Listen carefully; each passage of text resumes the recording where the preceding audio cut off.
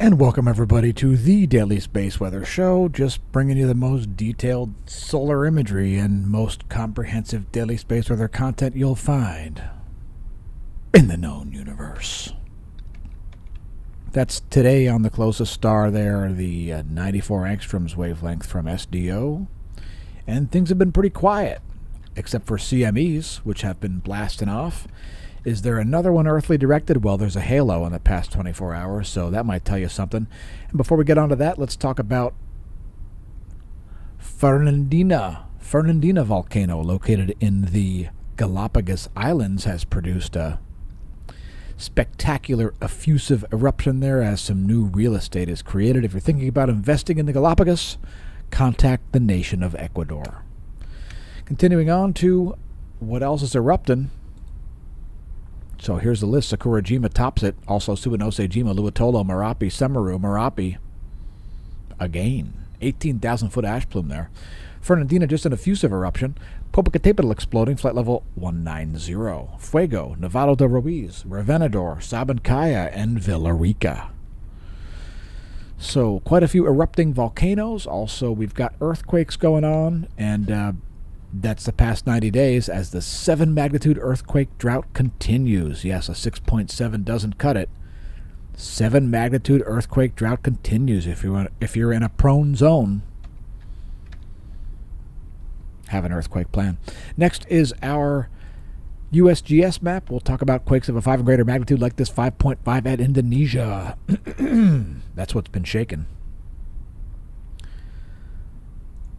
In the northeastern Indian Ocean. Also, Kyrgyzstan had a 5.3.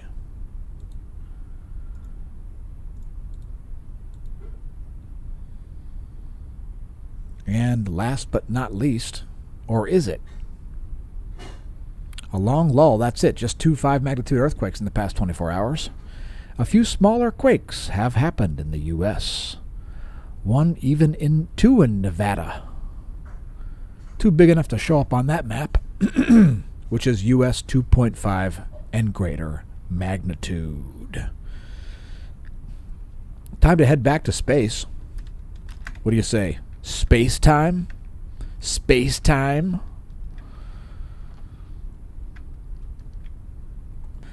And welcome to Space Time. This is the real world.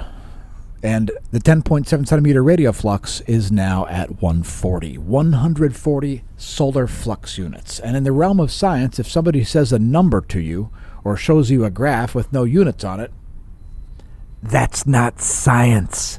You gotta have units, folks.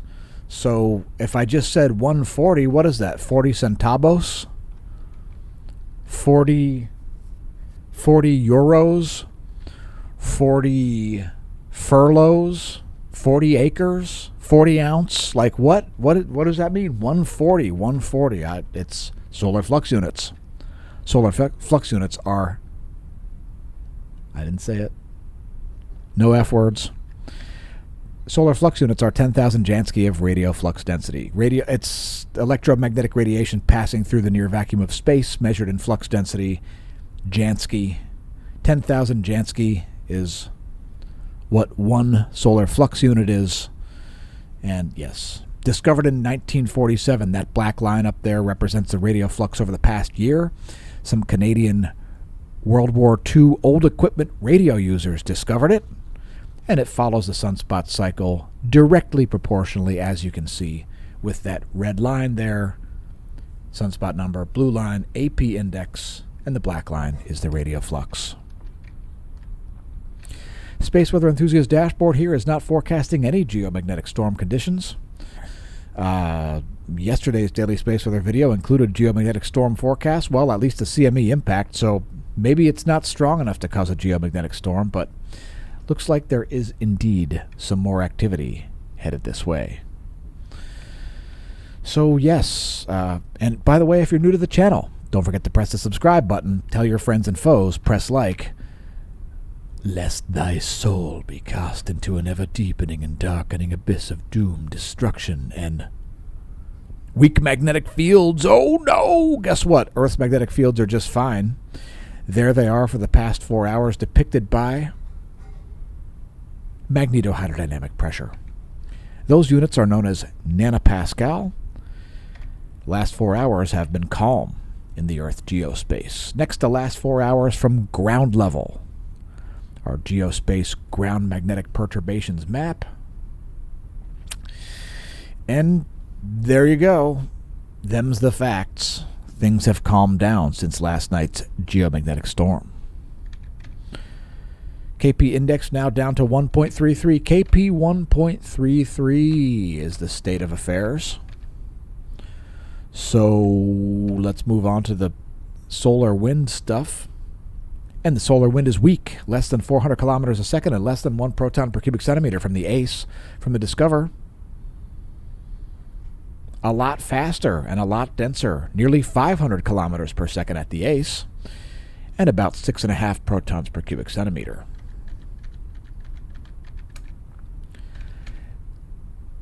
GOES magnetometers here have smoothed back out, again following last night, or yes, you could say yesterday's geomagnetic storm conditions, from some CMEs that were forecasted by the channel to strike Earth. And next, moving on to the heliosphere. So the magnetism of the solar system is next. Earth remains in a South Pole-oriented sector of the heliosphere. Here is our solar magnetism, solar B field in blue, photosphere magnetism in grayscale, solar polar fields in red for south and green for north. One of the best sets of data you could possibly have. A lot of info shoved into one 4-day video. Next, our line of sight coronal hole plot, and we'll look at coronal holes next. So let me just do a little bit of that. There you go. Coronal holes from the SDO. So we do have a well-defined one here in the equatorial region there, just in the southern portion of the Earth-facing solar disk. You can expect to see an uptick in solar wind there in about 3 days from that. Keep in mind, folks, our videos are a little bit more slow today. We slowed them down to 15 frames per second, most of them. So if things look a little slow, it's not your mind playing tricks on you. 15 frames per second instead of 30. That said, if you enjoy the music at the beginning of the video, then check out Golden Cap Productions. You'll find us all over the internet. All over the internet. Golden Cap Productions. Record label was started in the year 2000. That track was called Molybdenum 99, named after both Smash Staff and the radioactive isotope of molybdenum. Sunspot number is, it went up a little bit since yesterday, it looks like. Just a tiny bit. Current sunspot number is like 112. 112 sunspots is the number. Flare probability monitor and scoreboard is next, and the likelihood of large flares isn't really all that high. So we don't have real rowdy sunspots here at the moment. So likelihood of a large flare like an M or especially an X-class flare are not really up there. But we have had some little minor increases here in some activity showing up. So we may see a little uptick in sunspot number for tomorrow. I think we'll have an uptick as there won't be as many sunspots setting as new ones getting named. Now, I could be wrong. I don't know. I don't care. I'm not even... Let's just say this. I'm not forecasting sunspot number. Proton flux is next, and it's flatlined. So the likelihood of proton flux going up, it does rely on solar flares and sunspots being at the western limb. So we do have the latter. We just don't have the former. So background flare output has dropped down to a B-class range here. We have about a B8 background flux now. So, yeah, downtick in solar activity really, like in terms of the radiation output at least. And let's take a brief look at sunspots here. Sunspots. Here's 1600 angstroms, a good wavelength to show sunspots. So 2 new bright active regions there forming in the northeast, and then rapidly simmering back down. Here you'll see them also in the magnetogram. That would be your upper left, the northeastern limb. And if you're wondering why that's the east, that's because that's where things rise. They set on the other side, so that's the west.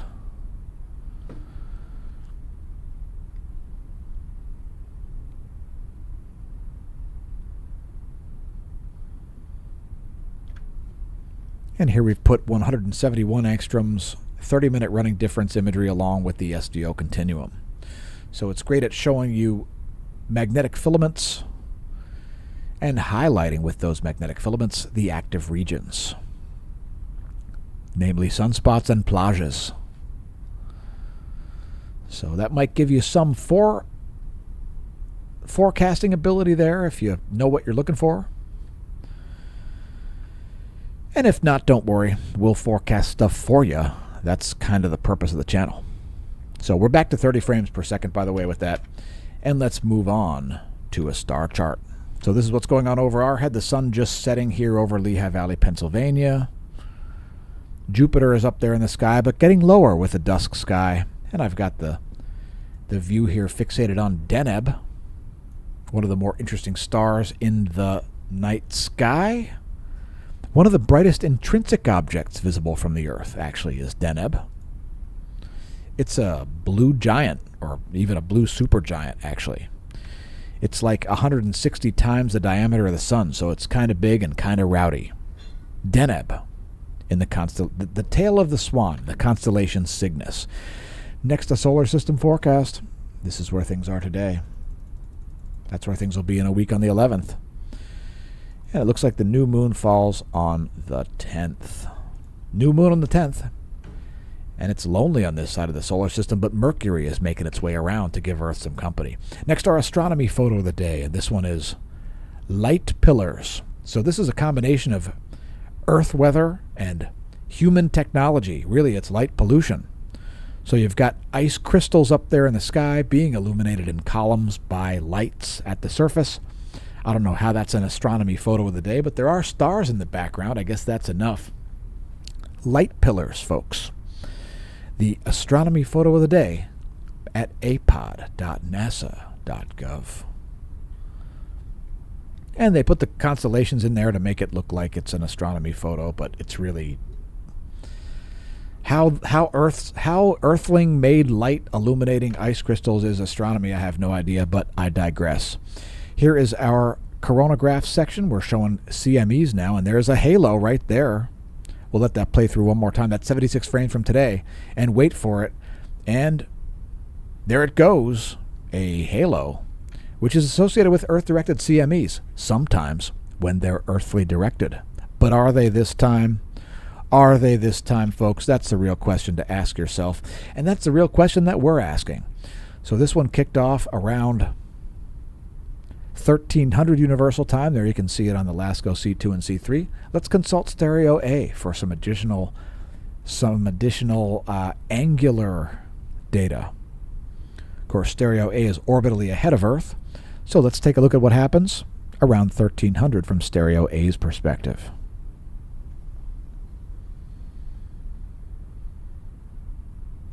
And we are seeing that event. It is not looking like a halo from Stereo A's perspective. And is that going to be a definitive proof of anything? Well, I'm not so sure. But let's take a look at our custom coronagraphs regardless. So here is a custom coronagraph.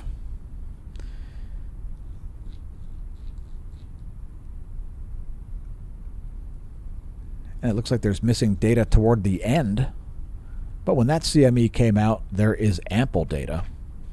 Here we'll get it a little bit closer, and you probably are not going to see any wild plasma motions on the Earth side of the disk. So that is because I don't think that's an earthly directed CME. I think it's on the far side.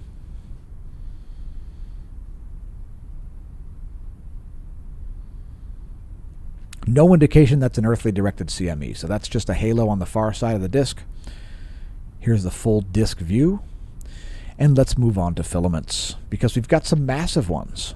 And filaments are totally sweet. So, and by the way, if you want to name them, do so on X, otherwise known as Twitter. You know, twitter.com/smashomash. Yeah, join us over there. You'll see stuff you'd only see on Twitter. I don't know. I'm not trying to sell you anything.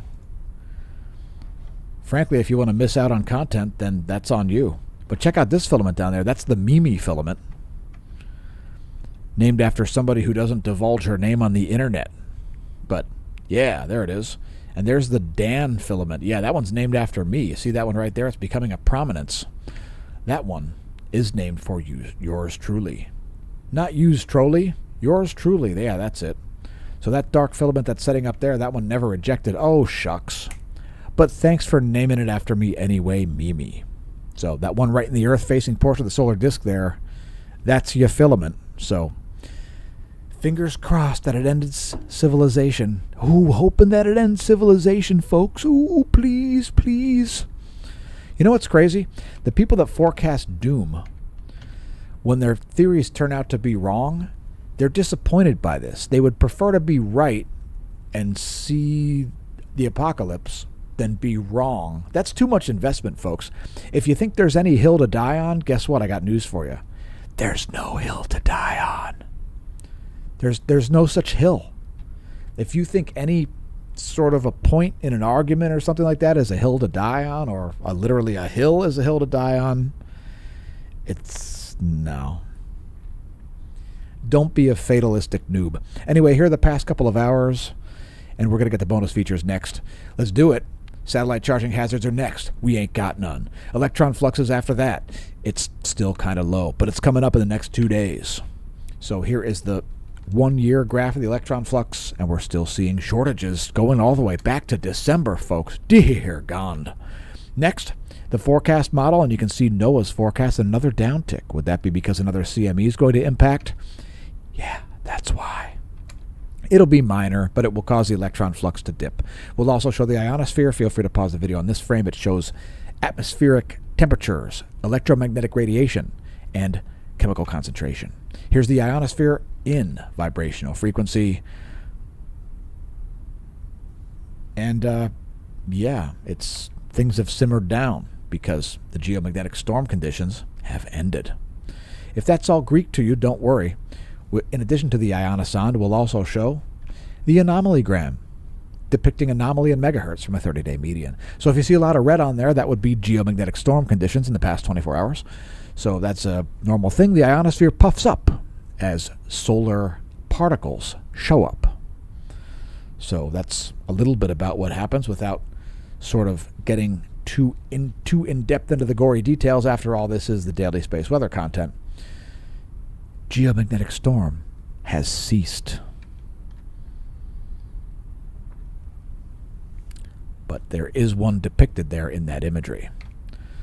Next, the global ionosphere nowcast. And we're showing the wrong thing, folks. We're showing the neutral ionosphere. We usually show this. Total electron content. And maximum usable frequency. There we go. That's what we normally show. Cheers.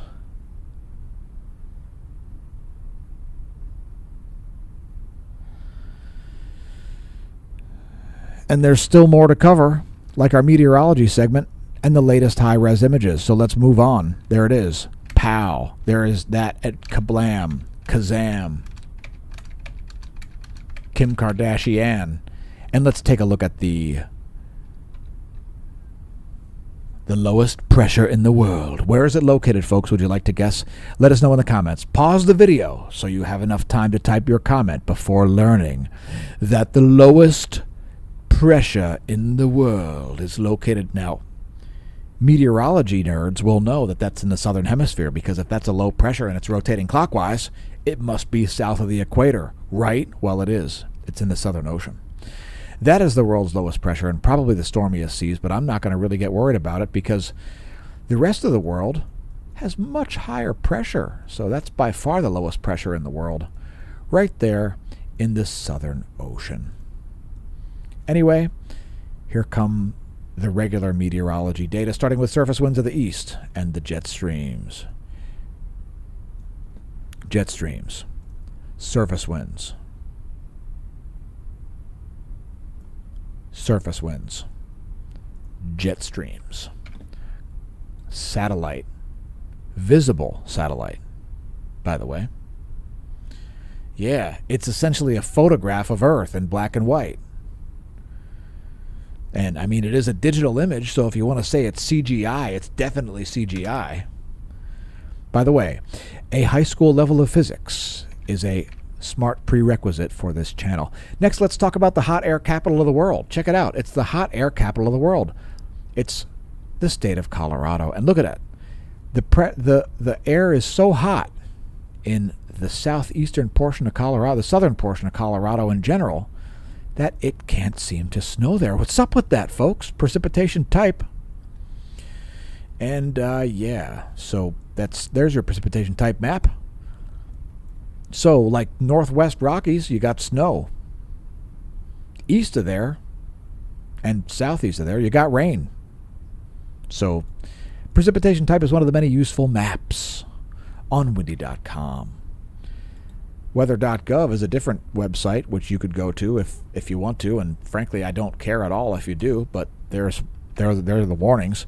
And here comes some forecasts from Tropical Tidbits. Yes, Tropical Tidbits. It's a good time, folks.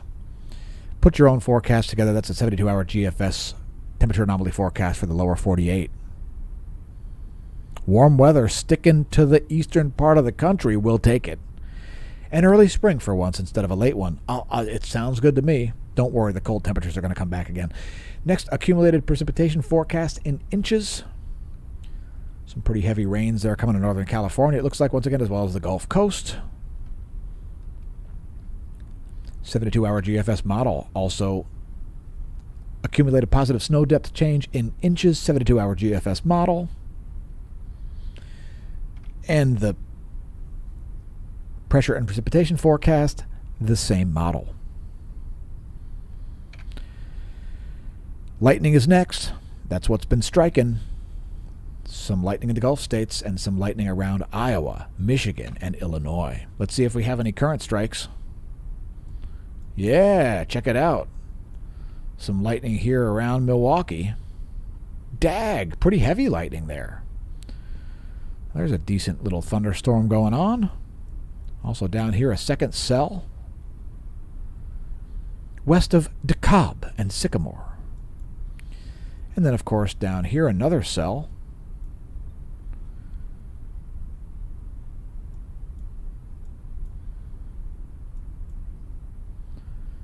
And then some cells down here. Southeast of Little Rock. So a string of thunderstorms there. That data is courtesy of blitzachtung.org, otherwise known as lightningmaps.org. By the way, if you don't follow us on Instagram, you'll see stuff that you might not see otherwise. So check us out over there. We'll close out the video with the latest Doppler radar. Clouds and fog. Oh, well, that's visible satellite. So much better. Visible satellite. Ooh la la. So good. And there is water vapor. Spring is coming, folks. Spring is coming. So here's your recap. We'll zoom into the lower 48 here. And of course, shout out to our viewers from Alaska. Yes. There's a visible satellite one more time. And there is the water vapor map. Thanks for tuning in. Congratulations on realizing the channel exists. Until tomorrow, may that solar wind be at your back. Whoa.